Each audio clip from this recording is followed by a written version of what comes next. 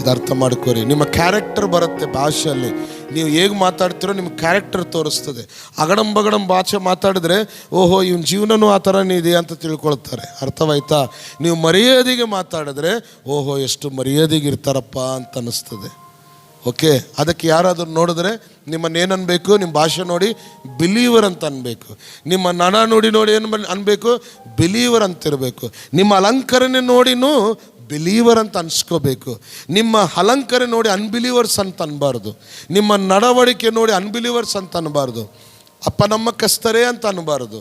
ನಿಮ್ಮನ್ನು ನೋಡಿ ಏನನ್ಬೇಕು? ನಂಬಿಕಸ್ತರು ಅಂತಾನೆ ಇಲ್ಲಿ. ಅದಕ್ಕೆ ಯೇಸು ಸ್ವಾಮಿ ಕೊನೆ ಮಾತಂತಾನೆ, ಏನಂತ ಗೊತ್ತಾ? ನಂಬಿದವರಾಗಿರು, ನಮ್ಮದೇ ಇದ್ದವರಾಗಿ ನೀನಿರಬೇಡಪ್ಪ ಅಂತಾನೆ. ಹೇಳ್ರಿ amen. So this is the statement of Jesus after the resurrection of Jesus Christ. So he spoken this some words with the disciples. Okay, ಈ ಮಾತುಗಳನ್ನು ಶಿಷ್ಯರ ಜೊತೆ ಹಂಚಿಕೊಂಡು ಅವರಿಗೆ ಬುದ್ಧಿ ಜ್ಞಾನವನ್ನು ಕೊಡ್ತಾನೆ. ಯಾವಾಗ? ಪುನರುತ್ಥಾನನಾದ ಮೇಲೆ. ಸೊ ನಮಗೆ ಗೊತ್ತು ಪುನರುತ್ಥಾನನ ಯೇಸು ಸ್ವಾಮಿ ಆಗಿದ್ದಾನೆ. ಆದರೆ ಆಗಿದ್ದ ಮೇಲೆ ಏನು ಕೆಲಸ ಮಾಡಿದ್ದಾನೆ ಅದು ನೀವು ತಿಳಿದುಕೊಳ್ಳೋರಾಗಿರಬೇಕು. ಇನ್ನು ನಮ್ಮಲ್ಲಿ ಮೂರ್ಖತ್ವವಿದೆ. ಓಕೆ, ಇನ್ನು ನಮ್ಮಲ್ಲಿ ಮಂಡುತನ ಇದೆ. ಇನ್ನು ನಮ್ಮ ಜೀವನದಲ್ಲಿ ಭಿನ್ನಾಭಿಪ್ರಾಯಗಳಿದ್ದಾವೆ. ಇನ್ನು ನಮ್ಮ ಜೀವನಗಳಲ್ಲಿ ಮೂರ್ಖತ್ವವಿದೆ. ಇನ್ನು ನಾವು ಬಯಸ್ಕೊಳ್ತಾನೆ ಇದ್ದೀವಿ. ಇನ್ನೂ ಬೈತಾ ಇದ್ದಾರೆ ನಮ್ಮನ್ನು. ಓಕೆ, ಇನ್ನು ನಮ್ಮ ಕಣ್ಣುಗಳು ತೆರೆಯಲ್ಪಟ್ಟಿಲ್ಲ. ಇನ್ನು ನಾವು ಶುಭವನ್ನು ಹೊಂದಿದ್ದವರಾಗಿಲ್ಲ.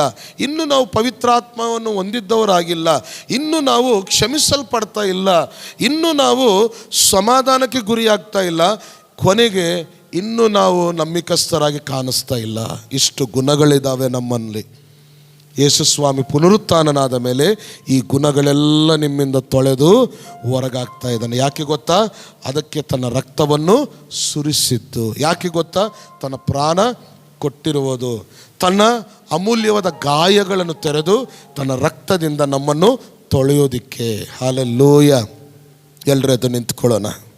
ಅಪ್ಪ, ಇಲ್ಲಿವರೆಗೆ ನಿನ್ನ ವಾಕ್ಯದಿಂದ ನಮ್ಮನ್ನು ನಡೆಸಿ ಪುನರುತ್ಥಾನನಾಗಿ ಅಪ್ಪ ನಮಗೋಸ್ಕರ ಬಂದು ಹೇಳಿರುವ ಮಾತುಗಳನ್ನು ನಾವು ನೆನಪಿಟ್ಟುಕೊಂಡು ಅದರ ತಕ್ಕಂತೆ ಜೀವಿಸುವ ಭಾಗ್ಯವನ್ನು ನಮಗೆ ದಯಪಾಲಿಸಿದೆಯಾ.